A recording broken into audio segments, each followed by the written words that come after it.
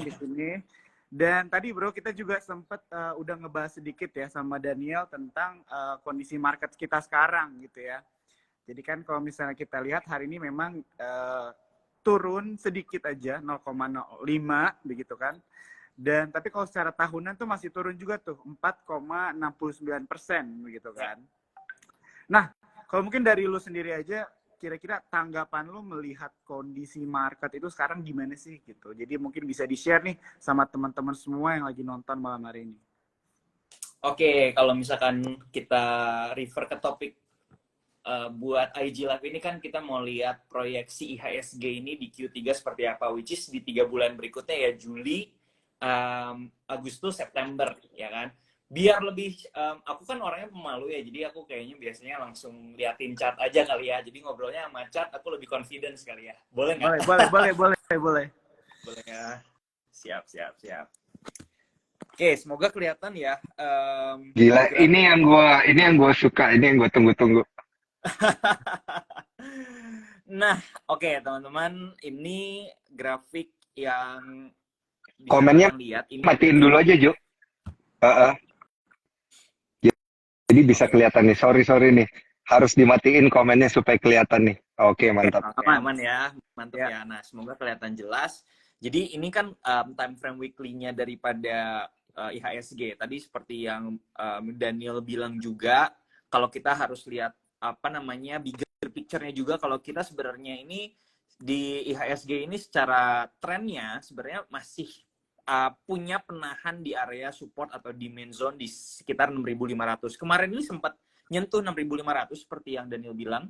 Dan sebenarnya kemarin ini juga atau seminggu terakhir kita berhasil rebound di area support tersebut gitu ya. Di area support tersebut kita berhasil rebound dan kita tuh udah menyentuh ini berkali-kali. Kalau kita coba flashback sejak 2022 itu tuh udah ada, kita lihat di sini ya. Ini udah ada 1, kemudian di sini ada 2 ya, kemudian di sini ada lagi 3, 4, kemarin kelima kali, dan kelima kali nggak tembus-tembus. Ini sebenarnya juga kita udah sering banget bahas ya, waktu itu juga sempat di talks bareng Bro Daniel juga.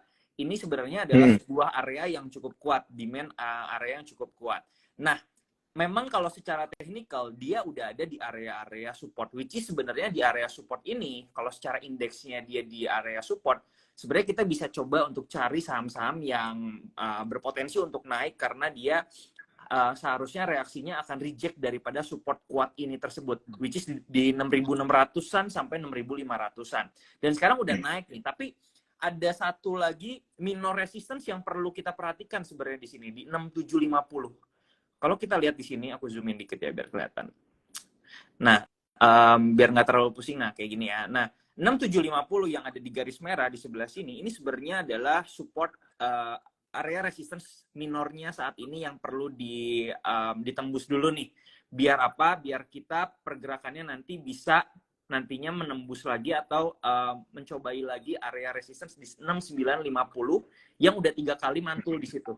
Nah, di sini secara teknikal. Jadi menurut aku pribadi, ini ada potensi mungkin beberapa hari dan minggu ke depan kemungkinan akan ada koreksi terlebih dahulu tapi minor.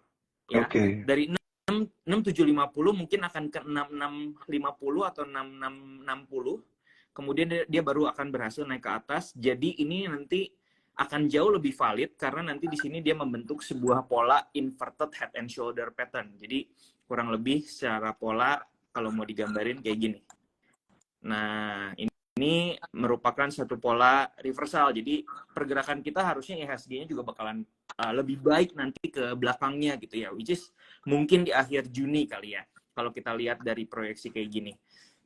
Kurang lebih seperti itu, tapi kalau kita mau lihat inflow-nya secara foreign flow gitu ya, flow secara foreign, itu sebenarnya walaupun tadi Bro Jo bilang bahwa IHSG kita year to date-nya masih di minus sekitar 4% lebih, tapi good news-nya adalah inflow dari foreign ini tuh kita masih plusnya juga lumayan besar, 15 triliun gitu ya di regular market, which is ini adalah satu hal yang positif banget karena kalau kita lihat dan kita track back based on historical bahwa indeks kita itu sangat sensitif dengan flow daripada asing atau flow daripada foreign, which is ini adalah good things gitu, bahwa adanya kenaikan inflow daripada foreign dan IHSG kita juga berhasil reject daripada area support yang ada di sini. Jadi kalau aku pribadi, kalau melihat sampai akhir tahun 2023 ya, harusnya sih akan boleh. Sama yang tadi Bro Daniel bilang sih, kayak gitu kurang lebih. Oke. Mantap. Gue ada follow up question nih, Bro Andi. Boleh. Langsung. Jadi kalau di akhir tahun misalnya dia projection bullish gitu ya. Kita juga udah nangkap tadi gambaran teknikalnya seperti apa. Kalau di Q3 ini karena memang tidak terlalu banyak sentimen global, itu bakal lebih banyak sideways ya. Biasanya ya kalau kita ngeliat Q3 ya.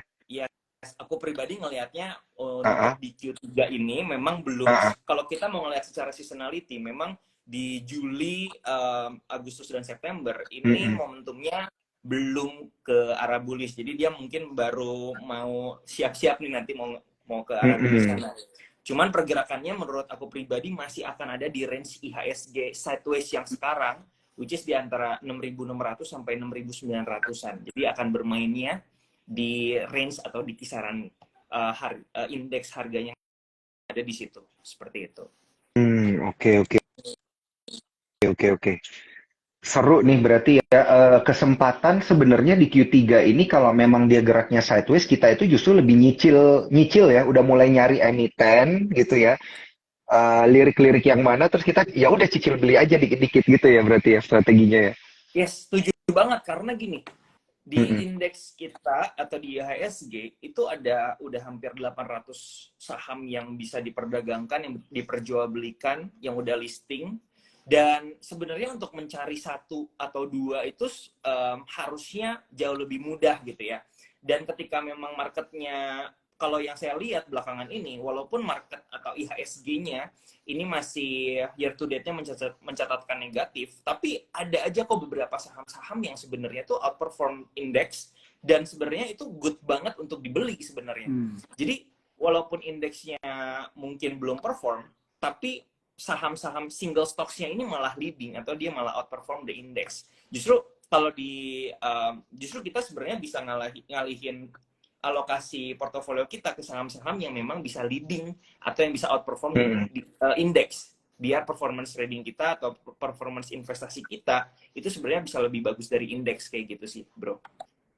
Oke. Wah, ini Mantap. Ini luar biasa banget ya informasinya. Ini mungkin komennya gue naikin dikit lagi, bentar lagi ya sebelum kita ngobrol lagi ya. Ini teman-teman pasti banyak banget nih yang pengen ngomong ya. Oke nih, sampai bilang keren banget Bang. Oke, thank you banget ya Bro Andi sama Daniel. Jadi tadi kalau misalnya mungkin aku recap sedikit, salah satunya adalah bisa melihat opportunity juga ya Bro ya. Walaupun secara yearly tadi kan udah di-mention itu kita turun IHSG minus 4,6 kalau nggak salah, 4,5%, tapi capital foreign inflow-nya itu tetap naik gitu Bro ya, tadi 15T begitu kan.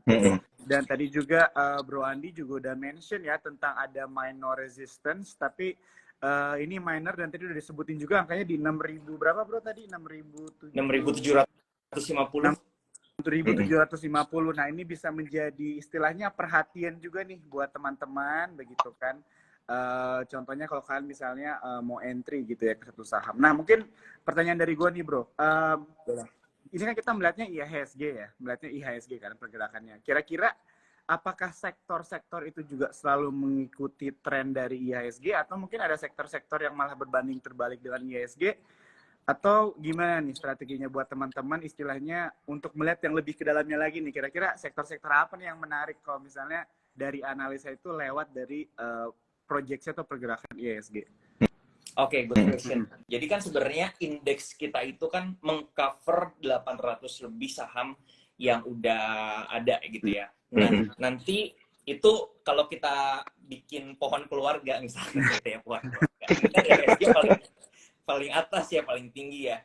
Nah, nanti di bawahnya itu ada sektornya lagi, dibagi lagi ke dalam sektor-sektornya lagi. Jadi ada kalau nggak salah 11 sektor turunannya istilahnya. Jadi ada family-nya nih ya di bawah IHSG. Misalkan ada sektor healthcare, ada transportasi, ada finance, ada consumer cyclical, ada consumer non cyclical gitu ya.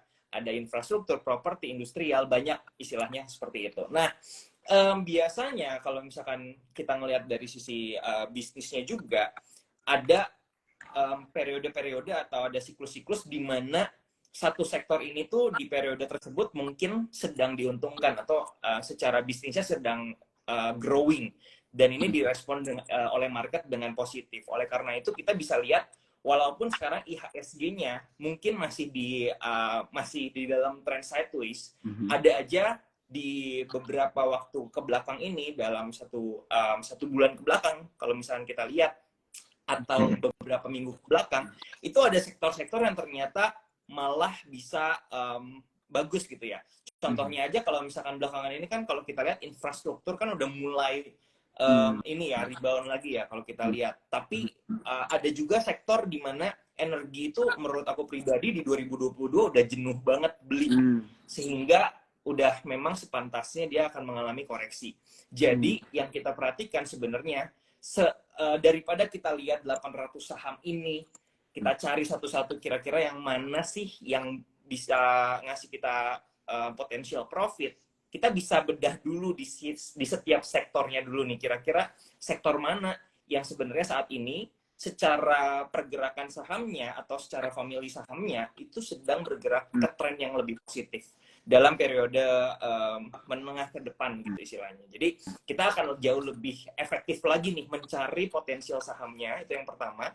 Yang kedua, nanti kita tinggal nge-screeningnya jauh lebih efektif daripada kita nge-screening 800, kita tinggal screening aja, cari satu saham yang mungkin cocok dengan sistem trading kita atau cocok dengan liquidity-nya, di mana kita bisa trading di sana dan kita bisa pilih yang ininya leading stocks-nya yang mana di setiap sektor tersebut, seperti itu sih. Wah, ya.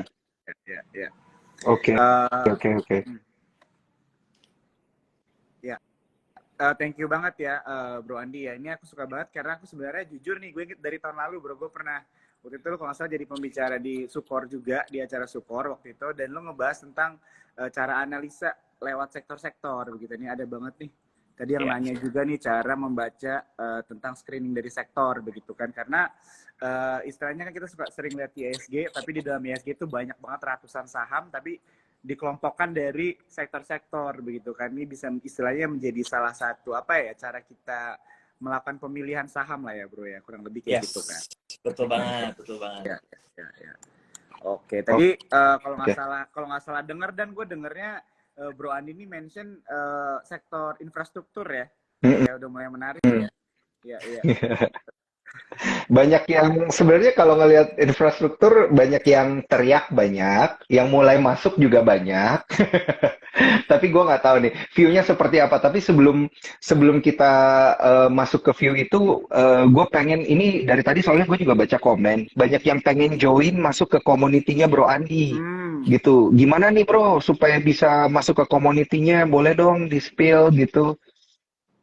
Sebenarnya kalau misalkan di community yang kita ada di Telegram itu trading saham bareng, di situ udah hampir 100.000 yang join. Jadi boleh feel free untuk join, nanti cek aja di bio aku ya, di situ ada, boleh. Tapi kalau misalnya nanti mau mau dapat insights lebih tentang analisis seputar saham, kira-kira apa nih yang potensi yang menarik dan segala macam, itu kita ada sebenarnya grup khusus gitu ya, namanya Kita Sepaham. Nah di situ sebenarnya teman-teman bisa join juga. Nanti juga ada kolaborasi sama Sukor, di mana nanti kita tradingnya bareng sama Sukor juga, Sukor Sekuritas. Nah di situ kita akan update kira-kira potensial stocks yang bisa kita pantau, dan juga kita coba untuk info di mana kita harus buy on weakness-nya atau buy areanya di mana, kemudian take profit-nya di mana, dan segala macam sih, kayak gitu. Siap.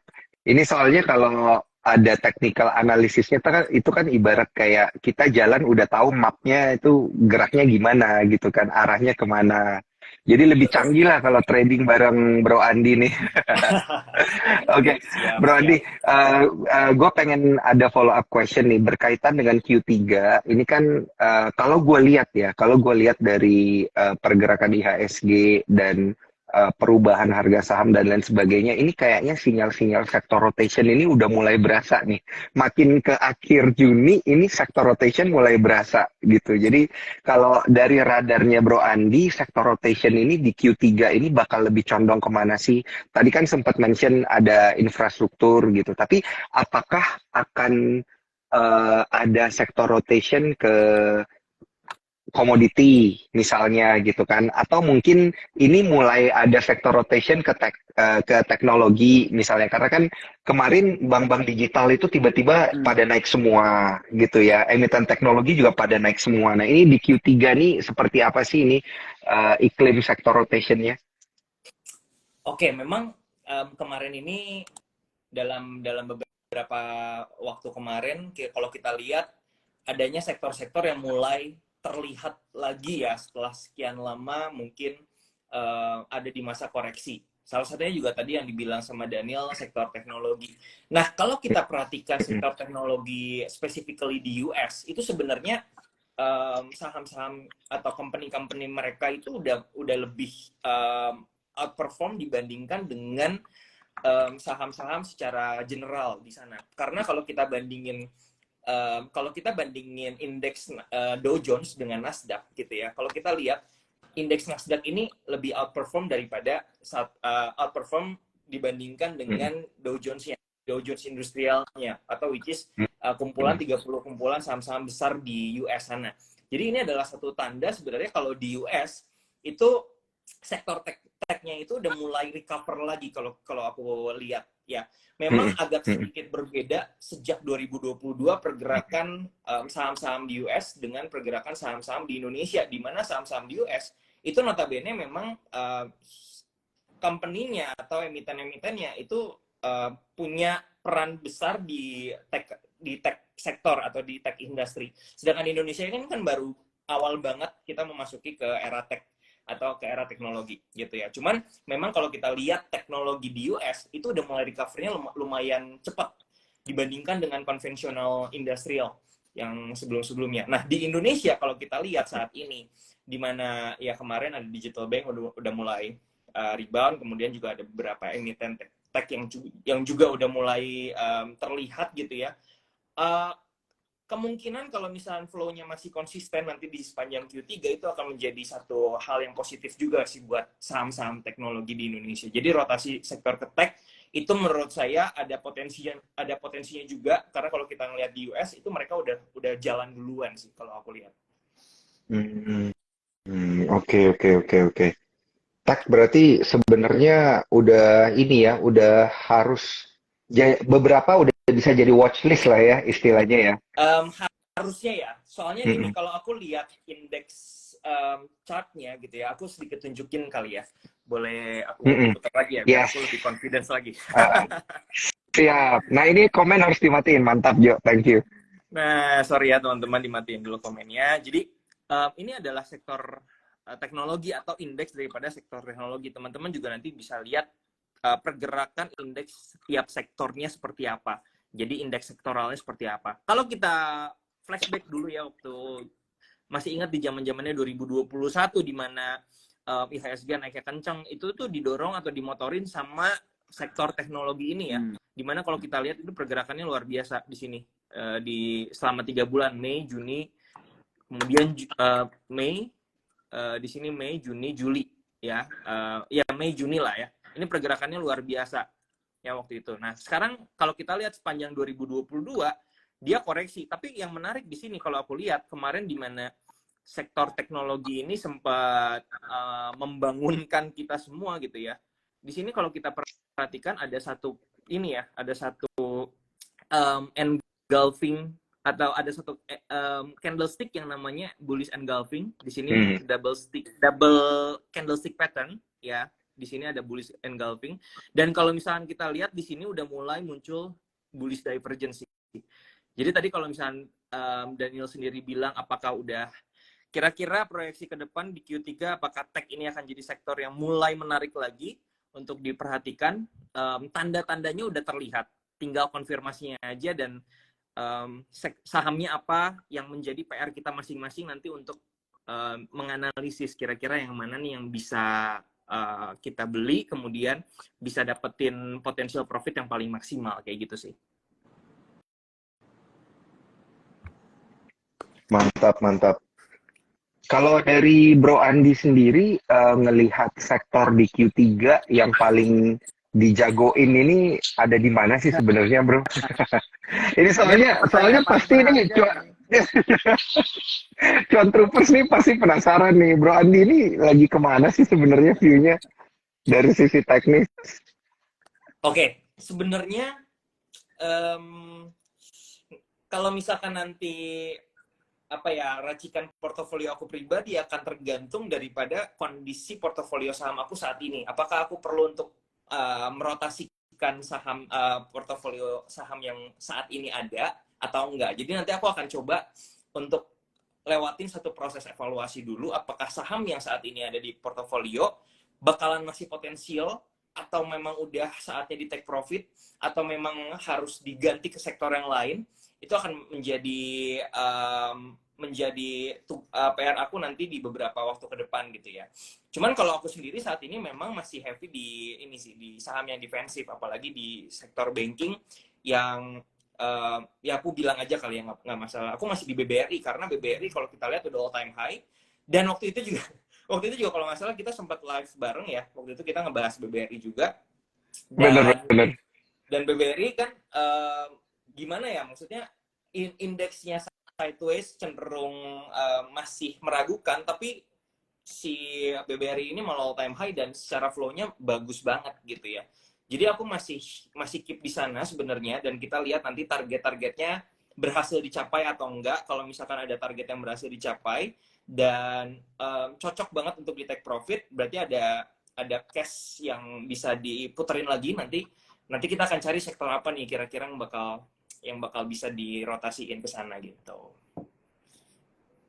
Tapi BBRI-nya kena sih, Bro. Kena, Bro. Thank you anyway, thank you. Iya. Tuh bener kan, jempolnya tuh gara-gara trading tuh, pasti tradingnya kekencengan. Tetap happy. Ini dikasih cuan. Iya, mantap. Iya. Iya. Siap. Jo, nih ada pertanyaan dari Jo nih kayaknya habis ini. Ini aku mau komen dulu nih, ada yang bilang cuan lebar nih kayaknya Mas Iya. Daniel, selebar Kan. senyumannya bro. Senyum BBRI semua tuh. Iya emang bener. Gue dapet stock pick-nya soalnya dari Bro Andi. Aduh. Iya. Jadi gue soalnya tipenya itu tipe yang cari aman kan. Jadi carinya blue chip gitu. Tapi biasa bingung gitu blue chip gue mau ngambil yang mana. Nah pas waktu itu Bro Andi bilang BBRI oke, ya udah gue langsung masuk aja. Siap, mantap. Oke. Wah, jadi tadi udah cukup ini juga ya, cukup dalam juga nih view dari Bro Andi, dan juga pertanyaannya Daniel begitu ya, bagaimana menganalisa sektor. Tadi juga udah membahas tentang sektor teknologi. Mungkin gue mau agak pivot dikit nih dari analisa nih Bro kan. Jadi tadi kan kita kan analisanya dari indeks sektoral begitu kan. Kalau dari lu tanggapan lu aja sih, mungkin secara singkat juga nggak apa-apa kalau misalnya nggak terlalu panjang jawabannya. Tapi kalau dari indeks lain itu menurut lu juga menjadi salah satu option bisa kita untuk menganalisa nggak? Contohnya indeks Sri Kehati mungkin, atau mungkin dari indeks Jakarta Islamic, I think JII ya kalau nggak salah ya namanya ya, gitu kan? Atau mungkin dari indeks LQ45 dan sebagainya. Apakah indeks-indeks ini selalu mengikuti IHSG? Atau mungkin sebaliknya, mungkin bisa di-share nih sama teman-teman. Ini siapa? Aku atau Bro Andi? Oke. Bro Andi.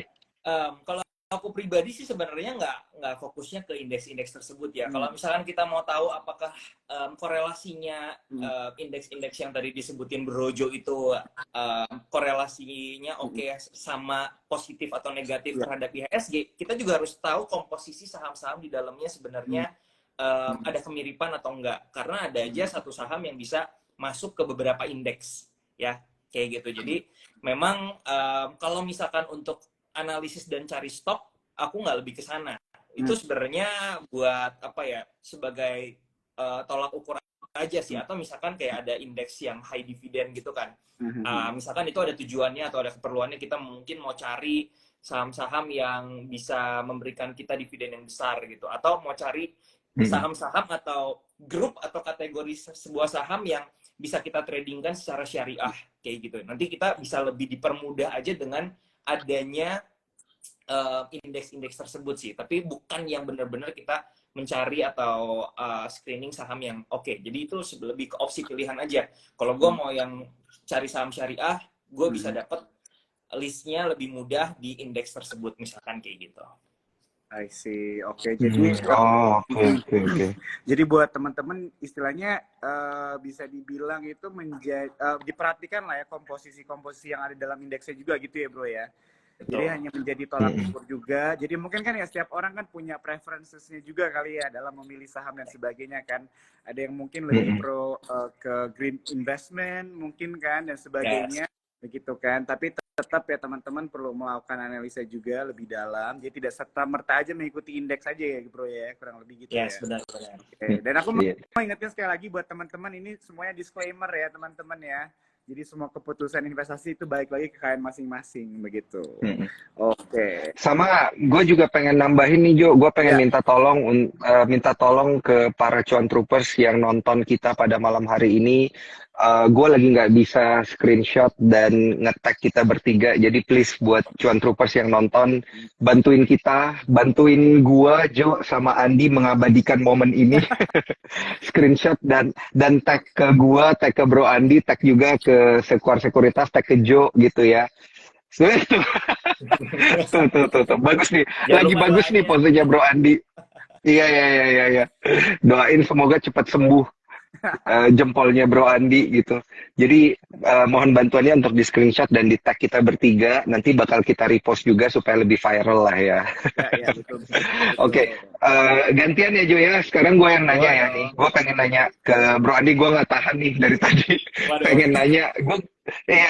Gue pengen nanya banget nih di kuartal ketiga. Kalau misalnya kita ngelihat mood market gitu ya, Bro ya. Ini kan gimana pun kita nggak bisa kita nggak bisa memungkiri bahwa kayak yang tadi lu bilang Bro, ya kita masih bergantung sama capital inflow. Tiap kali ada capital inflow-nya gede dan lain sebagainya, IHSG kita bisa terbang gitu. Nah tapi capital inflow ini kan most likely memang ada di emiten blue chip. Nah kalau di kuartal ketiga nanti yang lu proyeksikan itu, apakah memang lebih baik kita lebih banyak chip in ke blue chip kah gitu ya? Kalau memang iya, emitennya yang mana aja, atau sebenarnya kita udah mulai bisa ngelihat ke second liner atau ke third liner gitu? Kalau emang iya, emitennya yang mana aja? Oke, sebenarnya yang perlu kita coba untuk pisahin adalah capital inflow ini tuh sifatnya apakah dari foreign atau dari lokal aja kayak gitu ya. Kita perlu diversifikasi ya. Nah biasanya kalau yang dari foreign itu memang saham-saham yang pertama blue chip biasanya, atau biasanya saham-saham yang ada masuk indeks internasional kayak gitu. Jadi memang ada capital inflow secara foreign di saham-saham tersebut. Nah, tapi kalau untuk yang second liner atau yang third liner biasanya nggak secara langsung di inflow dari foreign money gitu ya, money flow dari foreign. Nah, itu kita bisa lihat juga sebenarnya dari market makernya sendiri atau dari ininya sendiri ya, dari uang besarnya sendiri itu yang masuk ke saham-saham tersebut. Setiap sahamnya itu bisa dilihat dan kita coba untuk perhatikan dari kecenderungan volume-volume di beberapa perdagangan hari sebelumnya atau secara rata-rata weekly-nya lah. Kalau misalkan tiba-tiba ada volume yang volume spiking istilahnya ya, volume spiking atau volume yang tiba-tiba secara besar dan nggak seperti biasanya kemudian masuk ke market dan menimbulkan adanya rejection dari harga gitu ya. Biasanya yang aku lihat indikatornya itu ada dua. Yang pertama itu dari harga, yang kedua itu dari volume. Ini kalau misalkan dua-duanya ini komplement atau saling mengindikasikan hal yang positif, which is secara volume dia harus tinggi, kemudian secara harga dia harus naik. Nah, ini biasanya ada something yang baik untuk menggerakkan harga daripada saham tersebut. Nah, itu yang bisa diperhatikan juga sebenarnya. Nah, kalau dari blue chip kita lebih ngelihat konsistensi foreign flow ini masuk ke saham tersebut. Itu biasanya menjadi satu indikasi yang positif sehingga kita sebagai retail trader ya tinggal follow aja sih ke sana kayak gitu. Iya, iya, Jadi iya. kalau misalkan dilihat di Q3 seperti apa, kalau proyeksi saya secara seasonality, marketnya baru akan bergerak itu di Q4 ya, di Q4. Jadi secara historical memang di Q4 itu jadi momentum kenaikan harga terutama indeks. Dan sehingga indeks ini kalau misalkan kita lihat dia bergerak, biasanya itu dimotorin sama saham-saham yang cenderung blue chip gitu. Jadi kalau misalkan mau ditanya di Q3 strateginya seperti apa, mungkin blue chip masih bisa dilihat. Karena dia akan impact lebih besar terhadap pergerakan indeksnya sendiri. Ya kan? Tapi sebenarnya kalau kita mau coba untuk lebih rajin lagi gitu ya, sebagai trader yang coba untuk mencari second liner stocks gitu ya, atau third liner stocks yang masih liquid gitu ya. Nah, itu juga sebenarnya saat ini ada juga saham-saham yang menarik. Dan bisa kita coba untuk perhatikan juga secara flow-nya, nggak harus foreign flow gitu ya. Tapi flow-nya kalau misalkan dia punya sebuah flow yang cukup besar gitu ya, cukup mayoritas di market ke saham tersebut, di situ berarti ada perdagangan yang cukup signifikan dan cukup rame gitu di situ, dan kita bisa participate ke dalam saham tersebut kayak gitu kurang lebih. Oke, berarti lebih lihat ke likuiditas itu ya. Likuiditas ini ada kemana? Most probably ada di blue chip gitu ya. Jadi ini udah clue banget nih buat cuan trumper sebenarnya. Buka aja tuh top 10 apa namanya emiten yang ditransaksikan dari sisi liquidity. Nah itu tuh yang most probably bisa kasih cuan sebenarnya ya. Iya, yang kita bisa lihat nanti di Q3. Mantap, mantap. Thank you, Bro Andi. Sama-sama, thank you juga. Oke, menarik banget kalau yang gue dapat dan dari Bro Andi ini mengenai ini tadi ya, kalau nggak salah ada mention tentang volume price analysis ya. Jadi untuk melihat suatu saham itu trennya bisa bearish atau bullish itu dari harga dan dari ini ya, dari volume ya Bro ya. Itu juga bisa menjadi salah satu ini juga ya, cara analisa teknikal begitu ya. Yes, betul banget. Ya, jadi contohnya kayak kalau harganya naik, terus volumenya naik, trennya potentially bullish gitu ya Bro ya, bener nggak sih? Yes, jadi memang harga naik itu tuh bisa jadi suatu kenaikan yang fake kalau misalkan tidak dikonfirmasi dengan volume. Jadi kadang-kadang volume itu tuh kita bilangnya atau sebutnya sebagai indikator konfirmator gitu. Jadi dia tugasnya mengkonfirmasi ini harganya ketika dia naik yang bertransaksi banyak nggak gitu.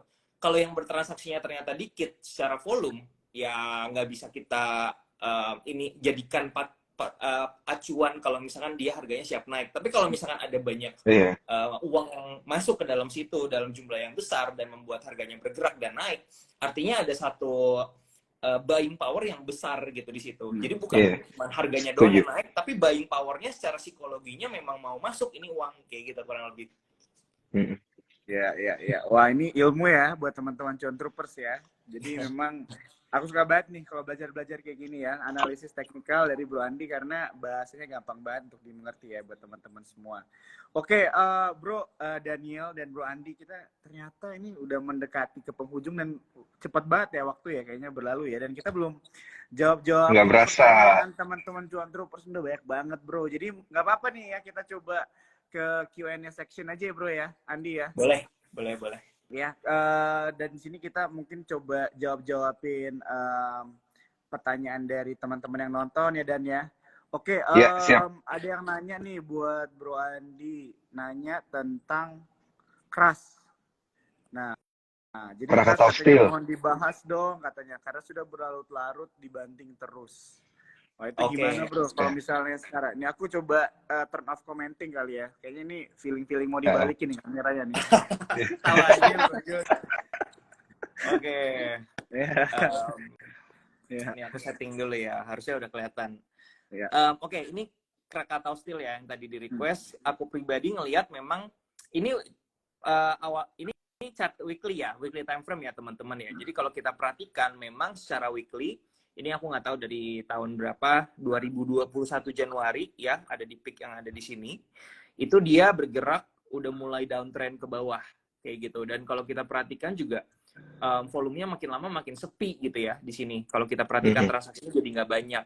Nah, memang kalau misalkan di saham-saham seperti ini, salah satu saham yang buat aku pribadi nggak akan ada di watchlist aku sih secara pribadi, secara ngelihat gambaran besarnya seperti ini.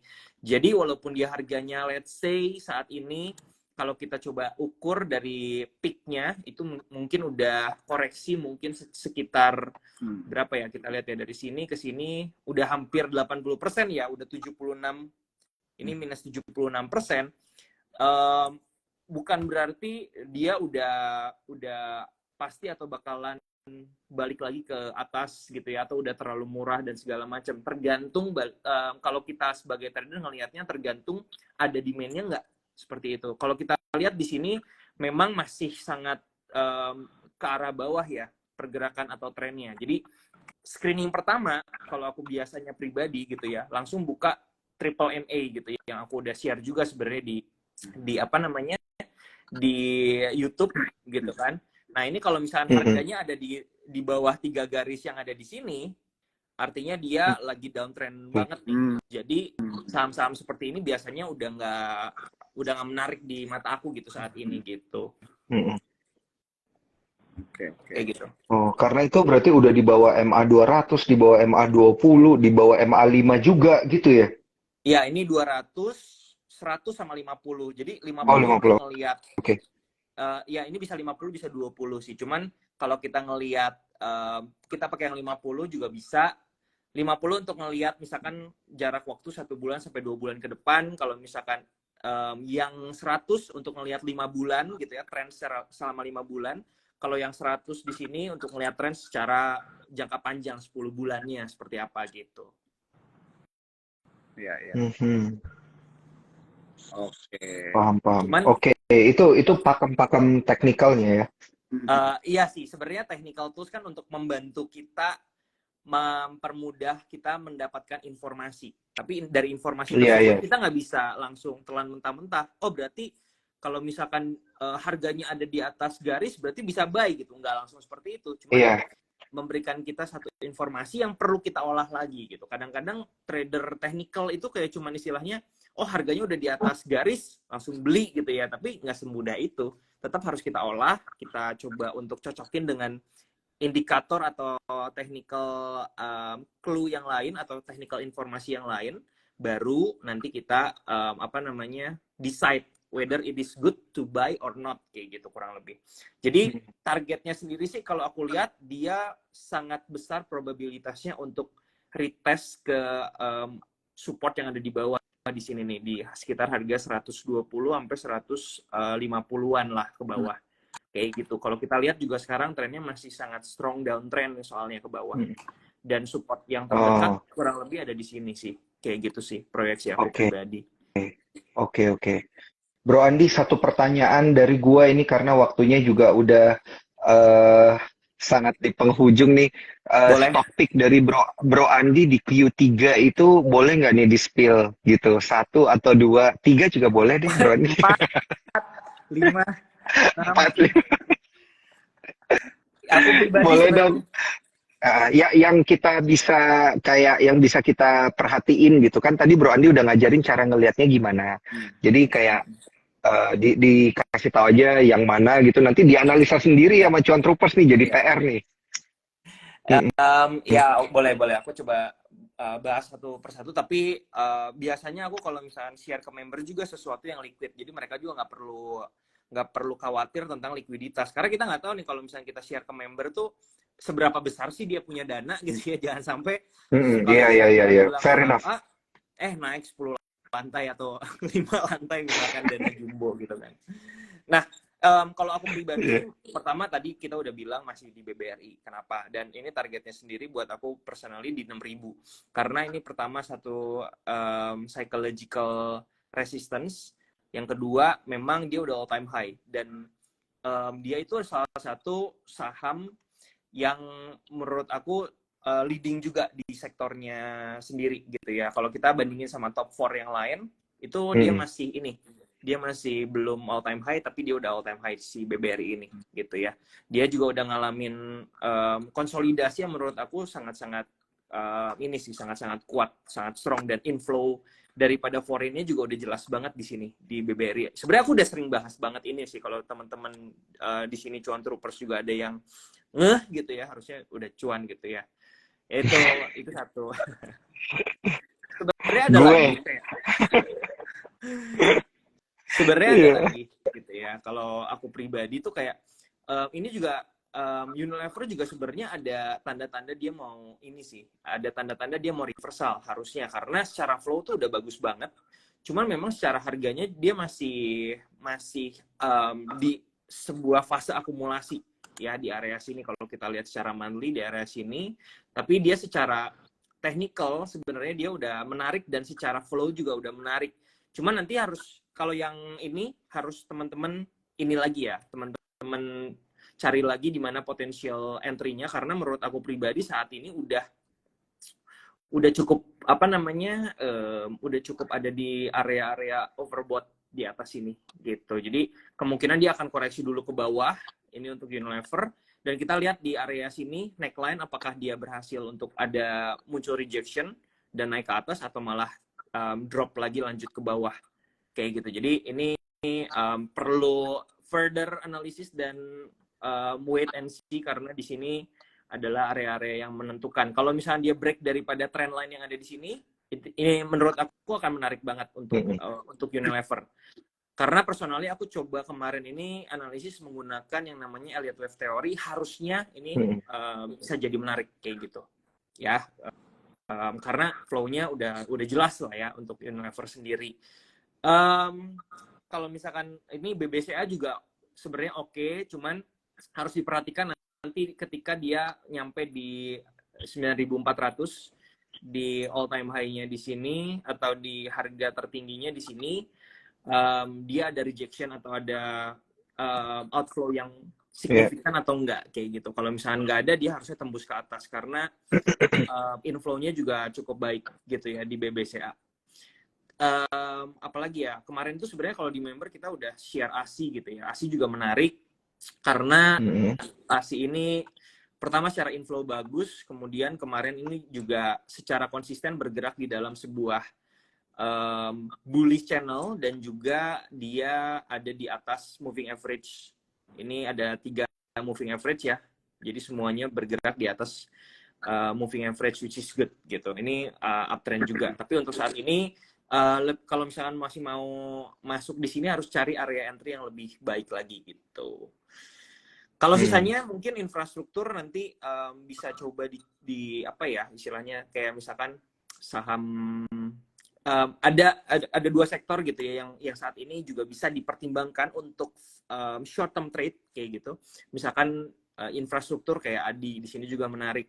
Harga yang menarik buat aku pribadi kalau misalkan dia ada retest dulu nih ke area harga ya 410 gitu ya, sekitar 410. Ini bisa menjadi menarik. Kemudian ada juga di properti ada BSDE juga. Di sini juga kalau kita lihat secara moving average ini juga udah di atas 3 moving average di sini, which is a strong bullish gitu ya. Nah di sini kemarin sempat koreksi. Di sini kita tinggal lihat dia ada potensi membuat descending broadening wedge seperti ini. Jadi seharusnya dia akan koreksi dulu kurang lebih ke sini, atau maksimalnya dia akan membuat inverted head and shoulder lah kurang lebih ya di sini. Jadi kurang lebih kayak gini. Nah ini kalau misalkan nanti dia breakout lagi ya ini bakalan lanjut gitu naik ke atas. Kurang lebih kayak gitu sih mungkin sektor-sektor yang bisa dilihat dan saham-saham yang bisa dipertimbangkan. Mantap. Oke. Mantap. Ini enak banget nih ya buat teman-teman Cuan Troopers, sudah dapat banyak banget bocoran dari Bro Andi dan Bro Daniel juga. Thank you banget buat insight-nya. Ini udah pas banget kita waktunya. Mau ingetin buat teman-teman Cuan Troopers yang ketinggalan nonton Aji Live ini ada di feed Sekor Sekuritas ya. Jadi kalian bisa nonton dari awal lagi.